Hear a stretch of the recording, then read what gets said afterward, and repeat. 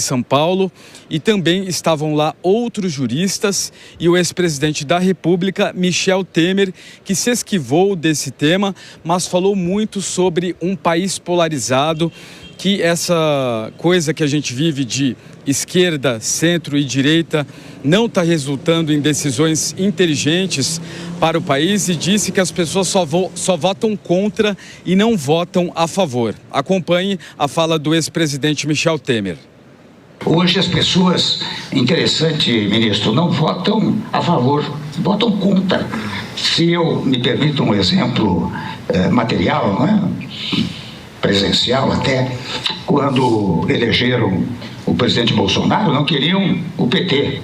Depois, quando votaram no presidente Lula, é porque não queriam mais o Bolsonaro. É um voto contra, não é um voto a favor. E não é um voto a favor porque a votação no Brasil, diferentemente do que determina o texto constitucional, não se pauta em programas, em objetivos. Pauta-se pelas pessoas. É A contra B, ou B contra A.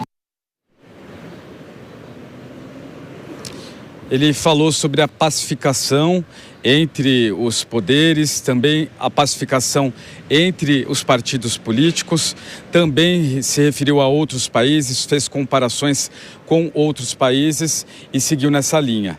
Agora, voltando para essa decisão do ministro Gilmar Mendes do STF, eu consegui pegar aqui as aspas em relação ao que disse o ex-ministro Marco Aurélio Mello, para vocês falarem aí que já estavam falando, né, sobre esse tema. Ele falou assim: vi a notícia que o colega, o ministro Gilmar Mendes, atuando com o colegiado em processo objetivo, implementou uma liminar quando deveria levar o processo aparelhado ao colegiado. Implementou uma liminar para quê?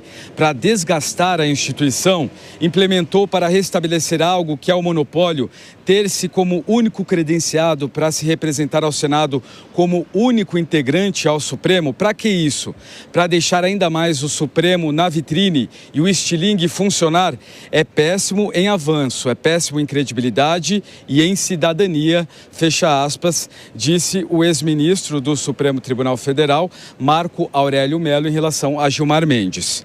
Tiago, volto com você no estúdio. Perfeito, Misael. Trazendo as informações ainda nesse assunto polêmico desta quarta-feira, até daqui a pouquinho. Deixa eu chamar a Denise e a Dora Kramer, começando pela Dora, dessa declaração do ministro, do ex-presidente Michel Temer, falando sobre a democracia que precisa de divergências, mas não de ódio. E ele é um constitucionalista, não é, Dora?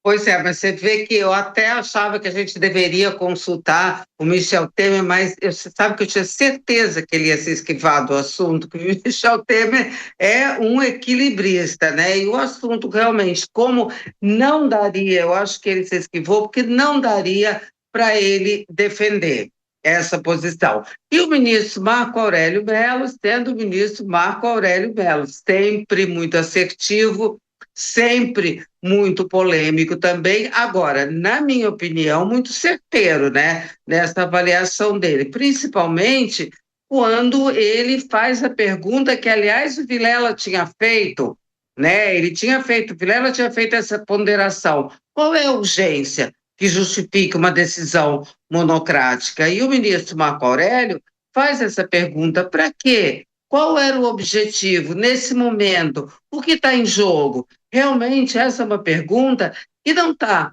respondida, né? Porque, diante de todos os acontecimentos que a gente tem visto, essa questão até dos atritos por prerrogativas entre o Supremo e o Congresso estava um assunto meio ali em segundo plano. Aí vem o ministro Gilmar Mendes e coloca, como pontuou o ministro Marco Aurélio, coloca na vitrine, coloca o tribunal em xeque, né, de novo. Então, por isso que eu disse que eu acho que o ministro Marco Aurélio foi bastante certeiro nessa avaliação.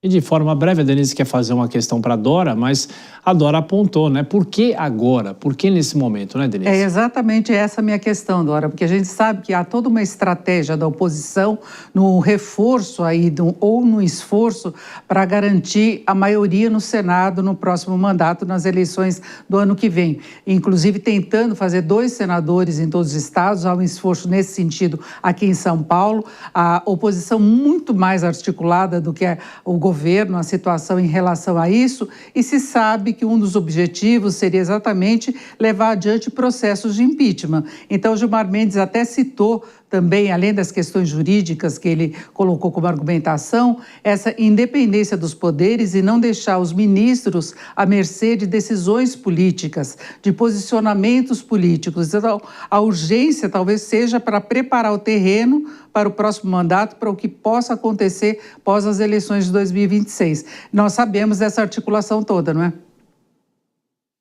Agora, à mercê de injunções políticas, estamos todos, uma vez que somos regidos pela política, ainda bem, porque o contrário da política é a ditadura. Então, e durante todo esse tempo, esses 75 anos de vigência dessa lei, ninguém contestou e também não teve nenhum processo de impeachment. Então, o ministro Gilmar Mendes claramente quer se precaver em relação a isso, Denise, que você falou, porque existe uma intenção de que um grupo mais à direita faça a maioria do Senado e leve essa pauta de impeachment de ministro supremo, limitação de atribuições. Agora eu fico aqui me perguntando, e se amanhã essa maré virar? Se for a esquerda que estiver insatisfeita, como é que faz? Então, essa coisa de ficar adaptando as leis da Constituição às conveniências de quem está fazendo política aí é justamente o ministro Gilmar Mendes quando condiciona uma lei que existe, como disse o professor Gustavo Sampaio, gostemos ou não, ultrapassada não, é a lei que precisa ser obedecida, a uma injunção, a uma ilação política de que amanhã ou depois a maioria do Senado vá ter condições de colocar impeachment, de fazer, na verdade, impeachment de ministro. Então, quem está fazendo política é o ministro Gilmar Mendes, que, aliás, faz bastante política.